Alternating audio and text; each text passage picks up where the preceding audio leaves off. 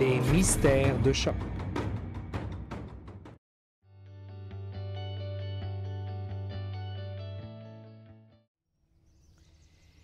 Eh bien, nous sommes sur les îles de Toronto, à une pointe nommée Pointe Gibraltar. Derrière moi se dresse un phare en pierre qui est en fait un des plus vieux phares de la région des Grands Lacs et un des plus vieux bâtiments de Toronto. Un mystère plane sur ce phare. On dit qu'il serait hanté par le fantôme de son premier gardien, un certain John Paul Rademüller. Pourquoi et comment ce phare a-t-il été construit? Et pourquoi son gardien, John Paul Rademüller, aurait été assassiné? Mystère. Mais si vous voulez en savoir plus, eh bien restez à l'écoute de Choc FM 105.1. Les mystères de Choc. Le phare qui se dresse à la pointe Gibraltar sur les îles de Toronto serait hanté par le fantôme de son premier gardien, John Paul Rademüller. Nous sommes en 1809. Toronto n'est pas appelé Toronto, mais appelé York. L'Ontario n'existe pas, mais la colonie s'appelle le Haut-Canada. Nous sommes juste avant la guerre contre les États-Unis en 1812. Les îles de Toronto n'existent pas non plus, mais c'est une presqu'île. Ce sera beaucoup plus tard, vers le milieu du 19e siècle, qu'une tempête viendra couper cette péninsule de terre pour en former les îles.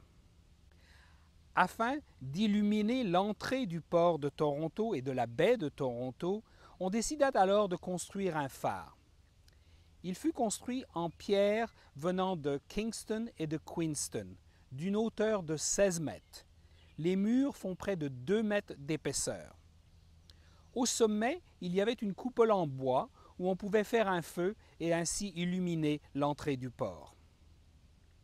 Par la suite, ces chandelles et ce feu seront remplacés par de l'huile de baleine, puis du charbon et enfin de l'électricité. À l'époque de sa construction en 1809, le phare n'était qu'à 7 mètres du bord du lac. Aujourd'hui, il faut compter au moins une centaine de mètres pour arriver à l'eau. Ceci est dû à l'ensablement qui s'est effectué au cours des années. Mais comment ce premier gardien, John Paul Rademüller, est-il mort? Une mort très mystérieuse. Pour en savoir plus, restez à l'écoute de Choc FM 105.1. Les mystères de Choc. Mais que sait-on de ce premier gardien du phare sur les îles de Toronto, un certain John Paul Rademüller? On sait qu'il est né en Allemagne au milieu du 18e siècle, puis qu'il a servi pour la noblesse anglaise pendant de nombreuses années. Les voyages avec ses maîtres vont l'amener finalement dans cette petite bourgade nommée York au Haut-Canada. Il arrivera ici en 1804. Et puis, c'est donc en 1909 qu'il fut nommé le premier gardien du phare des îles de Toronto. Mais en 1815, John Paul Rademüller va décéder dans des circonstances très mystérieuses. Si vous voulez en savoir plus, eh bien, je vous enjoins à écouter Choc FM 105.1. Les mystères de Choc.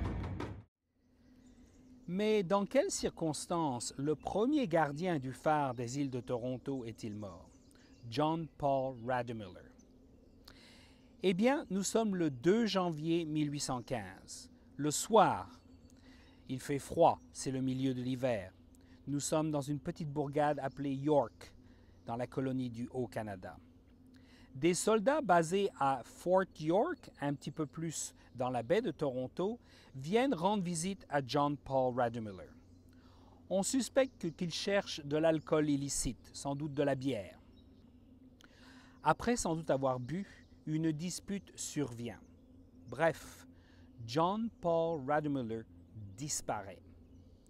On retrouvera des ossements pas très loin du phare quelques années plus tard. On suspecte, bien entendu, les soldats de Fort York. Mais comment élucider ce mystère, le mystère du gardien du phare des îles de Toronto? Eh bien, pour en savoir plus, je vous encourage à écouter Choc FM 105.1. Les mystères de Choc. Comment le premier gardien du phare des îles de Toronto est-il décédé en ce soir du 2 janvier 1815? Tout de suite, on suspecte des soldats basés à la garnison de Fort York, non loin de là. 2 soldats passeront devant le tribunal de York. Le juge va les innocenter.